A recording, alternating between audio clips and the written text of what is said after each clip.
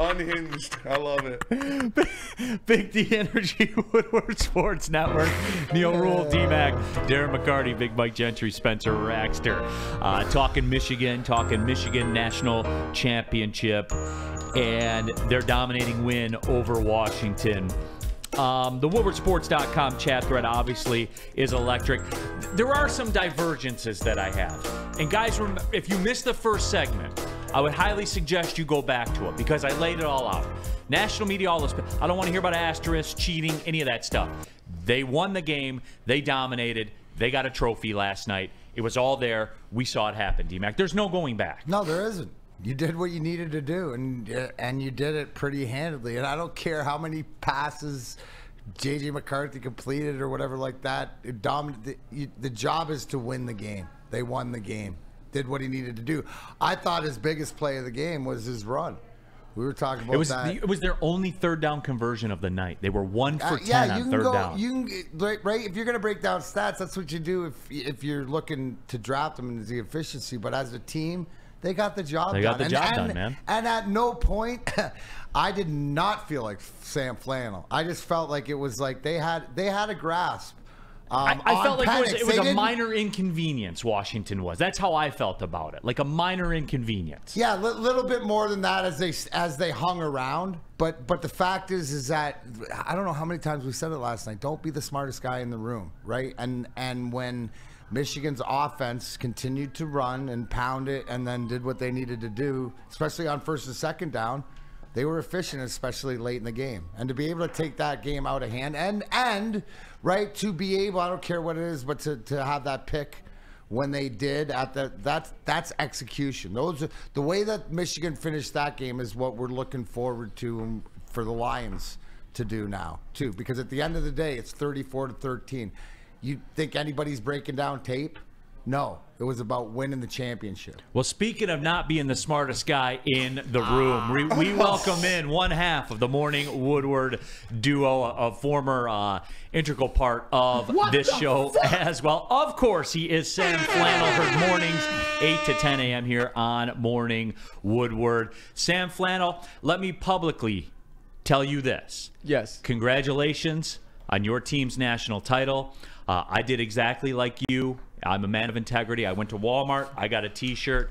If only for a day, if only for 2 hours. Yes. I'm a part of this too, Flannel, with you. Congratulations. Well, thank you. It's this must be what true bliss and relaxation feels like as a fan, and that's what you can feel when your team wins the national championship, especially after falling short the last couple of years, having some, I would say, down years during my years as a fandom with the Rich Rod and Brady Hoke era. This is what makes it all worth it. It's total and complete bliss. It's like a 100,000-pound weight off my shoulders, even just as a fan. Okay, and look, I do want to take the rest of this segment and we'll flower it up. Yeah. We'll do. But there are some comments in the chat that I want to run by you because they are what we talked about before the show today. So we're gonna get to that. But for right now, Sam Flannel, kind of your reaction to what our discussion just was, where I don't want to hear it, man, from national media, from Michigan State fans. Well, Central Michigan fans all root for Michigan, as do Eastern fans and Western fans. So you won't hear it from any of them. And fans and Great Valley fans. Big day for Ferris State alums across social media. I'm kidding, but am I? But anyway, though, Flannel, kind of your reaction to that stance, though, because look, for me, I saw it happen last night. It's over. Like, you can go back and vacate wins all you want. Doesn't matter.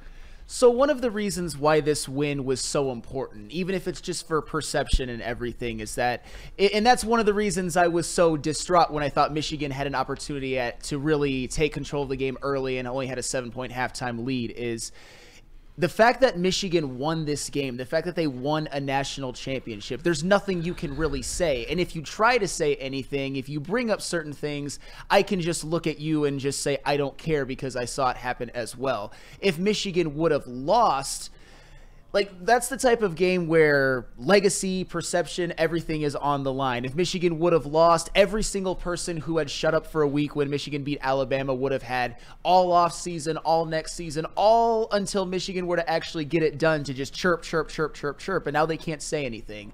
And I feel a lot of comfort in that. And I don't even care when anybody says asterisk because I saw it happen. I watched this whole season. I've been at the Big House several times. I'm 100% in lockstep with you on that.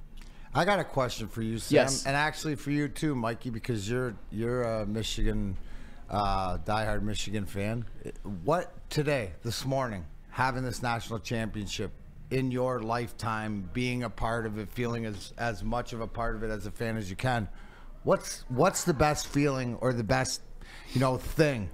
The fact, because let me use an example. When we won in 97, right? First time since 55, 42 years to be a part of that team growing up, cheering. It was a little bit different growing up cheering that team, but to be able to get the monkey off the back. Is sitting here this morning the biggest thing that you don't have to hear about half your national championship? Is that number one for you? Or what? Tell me what, being a Michigan fan, what the best part is this morning. I mean, that's absolutely a huge part of it. Not having to hear you can't get it done in the big games, TCU, half a national championship since face mask and all of that. And for the record, I'm not going to compare being a fan and being a media personality to actually being on the team, D-Mac. I appreciate you for equating the two. But yeah, that's the big thing. I appreciate you for understanding the difference. Yes. Oh, yeah. No, 100%. Appreciate it. That's where we see eye to eye. People think that we don't get along. We get along just fine. Yeah, but it's also just, as you say often, DMAC, the journey of being at this network, getting to be on air for the whole season, getting to experience all of the highs and lows with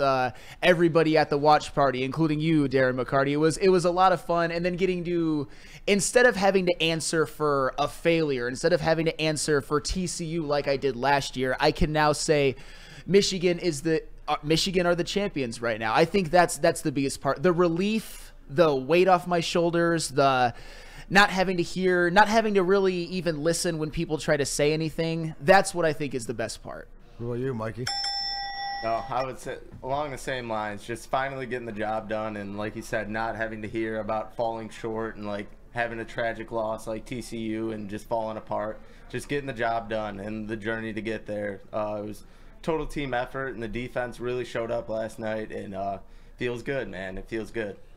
Flannel, did you really not believe anymore in that clip that we played to open the show, rolling into halftime? Did you really think that the battleship was sunk? He did the same thing against Alabama. I don't like when it feels like your team should be ahead by double digits, 20, 21 or something like that, and they're only ahead 7 and Washington was getting the ball. I didn't think they were necessarily going to lose. You sounded like you thought they were going to lose. Okay. I knew, and this is maybe me being a little bit selfish, I knew what today would be like for me if Michigan would have blown it. Like I said, the Alabama win in the Rose Bowl. So you never thought about before halftime, during that rant, after you got done with it and you sat back down on the couch, did you ever think to yourself, I know what I'll do.